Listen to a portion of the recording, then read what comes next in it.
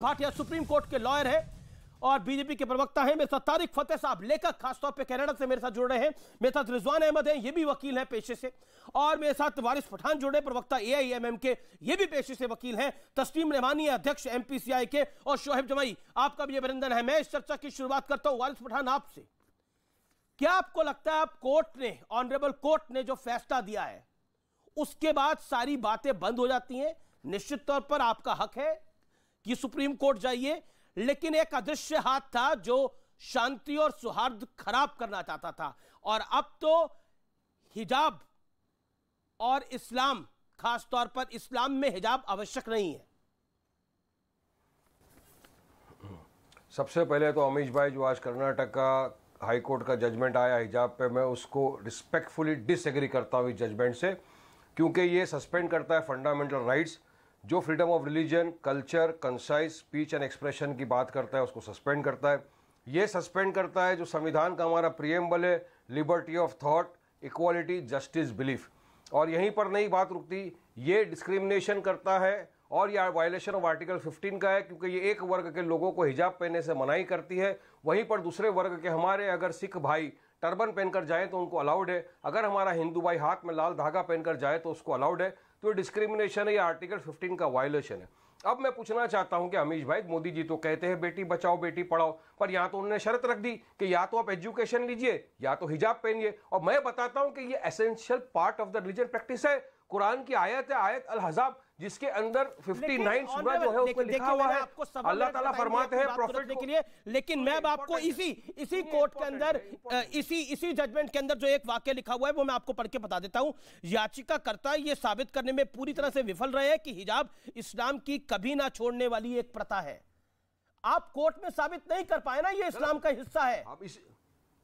नहीं, लेकिन आज तो वो औरतें, वो बच्चियां खुश होंगी जिनको हिजाब से आजादी मिल रही है। सुप्रीम कोर्ट में जाएंगे, सुप्रीम कोर्ट में जजमेंट को चैलेंज करेंगे, और हमारी पार्टी कर्नाटका की यूनिट मजलिस इत्तेहादुल मुस्लिमीन की वो पिटिशनर भी थी, वो भी सुप्रीम कोर्ट जाएगी, और मुझे यकीन है कि काफी रिलीजियस इंस्टीट्यूशन भी सुप्रीम कोर्ट में इसको चैलेंज करेंगे। देखिए, मेरा संवैधानिक अधिकार है कि अगर मैं एक जजमेंट से सेटिस्फाइड नहीं हूं तो मैं सुप्रीम कोर्ट जा सकता हूं।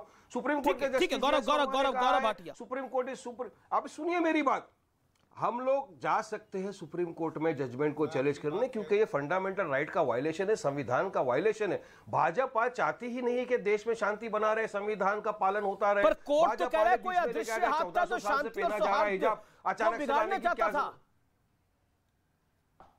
ओके, गौरव भाटिया, आरएसएस से इतने सालों से पहने जा रहे थे, अचानक से सितंबर के महीने में एक टीचर आता है, बोलता है कि हिजाब अलाउड नहीं है, हिजाब से मुझे नफरत है, और बस शुरू नहीं, ऐसा नहीं है, निकाल देता है, ऐसा नहीं है, चला जाता है। जनवरी 2022 से ये पहनना शुरू हुआ, दिसंबर में नहीं था।